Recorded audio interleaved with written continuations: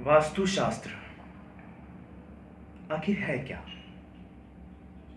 वास्तुदेव देवताओं के द्वारा दिया हुआ एक अंश, एक आशीर्वाद। ये देवगणों का दिया हुआ वरदान ही तो है वास्तुदेव। वास्तु अगर डिस्टर्ब हो तो क्या देखना चाहिए? वास्तु आखिर डिस्टर्ब होता कैसे है? क्या है वास्तु? क्या है गृह वास्तु? क्या है व्यावसायिक वास्तु?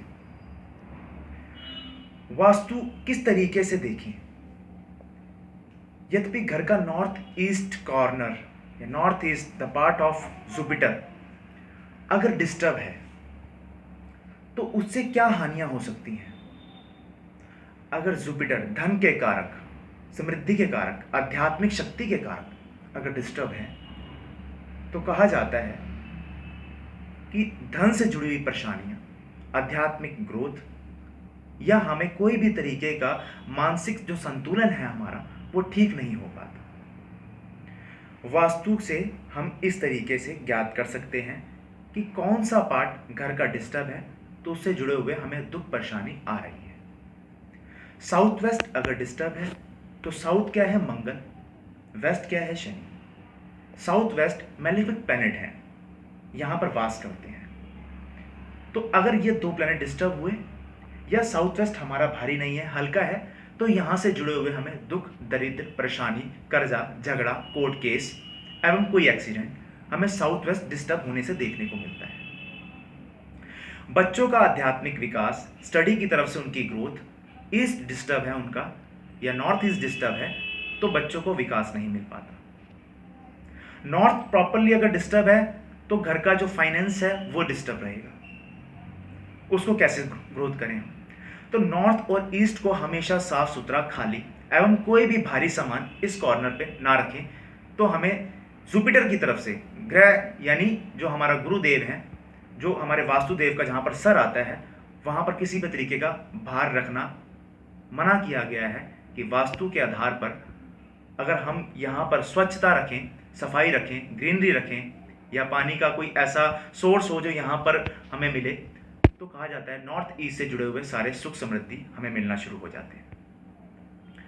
वास्तु में खासकर ये भी देखा गया है कि रसोई, अग्निकोण, अग्निकोण में यद्यपि रसोई नहीं है तो खाने का जो संतुलन होगा वो सही नहीं होगा, जो घर में खाना बनेगा वो सही नहीं होगा। नॉर्थ वेस्ट में अगर रसोई है तो खाना बनता ही चला जाएगा, लेडीज को कष्ट होता चला जाएगा, लेडीज थकते ही चली जाएगी, उसको समय नहीं मिल पाएगा कि मैं अपने लिए भी कुछ समय निकालूं, मुझे भी एक खाने की इच्छा है और मैं बहुत अच्छे ढंग से कुछ रोटी खा पाऊं, भोजन ग्रहण कर पाऊं जिसमें मुझे किसी तरीके की चिंता ना लगती हो। तो किचन किस तरीके से रखी जाए ये वास्तु में बड़ा ध्यान से दिया जाता है कि साउथ ईस्ट में किचन है, साउथ वेस्ट में भारी सारी सामान है, वेस्ट की तरफ हमारी सारी सीढ़ियां आती हैं, स्टेयर्स कहा जाए कि वेस्ट की तरफ अगर हमारी स्टेयर्स आए तो काफ़ी उसका रिस्पांस अच्छा बना रहता है। फिर उसके बाद देखिए मंदिर कहाँ पर है? ईस्ट की तरफ, नॉर्थ ईस्ट की तरफ अगर मंदिर रखा जाए तो आध्यात्मिक शक्ति में विकास होना शुरू हो जाता है। फिर उसके बाद ड्राइंग रूम, ड्राइंग रूम में ज़्यादा देखा जाता है कि नॉर्थ वेस्ट या वेस्ट की तरफ अगर ड्राइंग रूम हो तो ज़्यादा उसकी पॉजिटिविटी ज़्यादा दिखने को मिलती है। ये ड्राइंग रूम की कुछ देखने के लिए कि उसकी कहाँ पर सेटलमेंट की जाए। वैसे तो वास्तु समृद्ध लोगों के लिए है, जिन्होंने अपना मकान ही बहुत मुश्किल से बनाया हो वो क्या करें, उनका तो वास्तु नहीं हो सकता, वो अपने वास्तु को कैसे ठीक कर ले।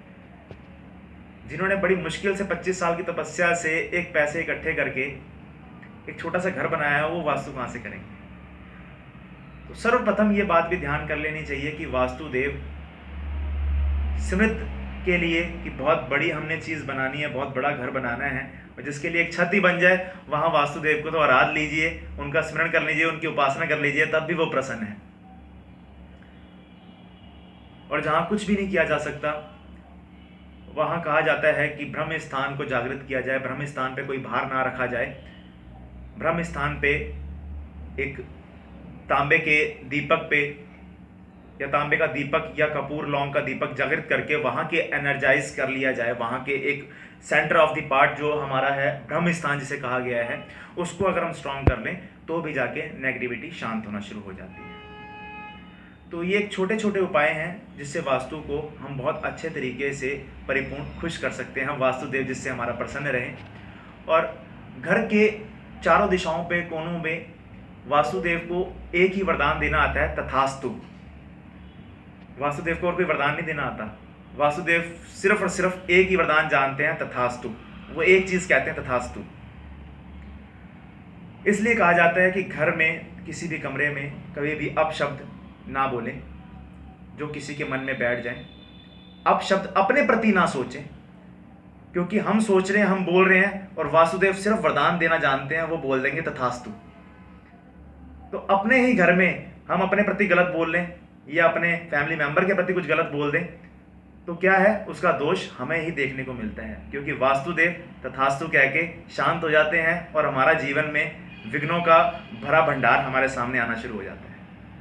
तो वास्तु में ये देख लेना बहुत ज़रूरी है। जिनका वास्तु डिस्टर्ब है या वास्तु खराब है वो ये खास देखें कि नॉर्थ ईस्ट में कोई टॉयलेट है तो वहाँ का निवारण करवाएं। नॉर्थ ईस्ट में किसी भी तरीके का कोई भार है तो वहाँ का निवारण करवाएं। साउथ वेस्ट मैक्सिमम भारी रखें। घर में जंग लगा लोहा, खराब लकड़ी, गीली लकड़ी, इलेक्ट्रॉनिक सामान, खराब डिस्टर्ब इलेक्ट्रॉनिक सामान, या किसी भी तरीके का कबाड़ सीढ़ियों के नीचे, स्टेयर्स जो हैं उसके नीचे नहीं रखनी, छत के ऊपर नहीं रखना, जिसकी वजह से वास्तु डिस्टर्ब होना शुरू हो जाता है। जितना क्लीन आपका घर होगा उतना ही वास्तु की कृपाएं आपके घर में आना शुरू हो जाएंगी। देवताओं का दिया हुआ वरदान ही है, मात्र एक वास्तुदेव नहीं है, ये देवता ही फलीभूत रूप से आपके सामने ये खड़े हुए हैं। वास्तुदेव एक उनकी अथॉरिटी है, उनको अथॉरिटी मिली है कि इस तरीके से मैंने करवाना है और मैं शांति दूंगा। ये कृपाएं तो सब देवताओं की हैं।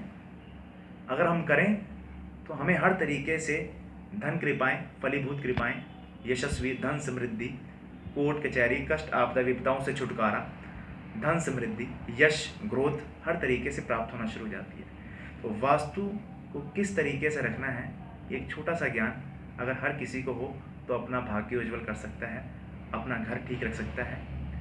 तो जितना ज़्यादा दरिद्रता को आप अपने घर में प्रवेश करवाएंगे, रोग शोक भय के साथ आप ही जूझ जाएंगे। और जितना ही ज़्यादा आप अपने घर में स्वच्छता बनाएंगे उतनी ही खुशियाँ आपके घर में प्रवेश करना शुरू हो जाएंगी।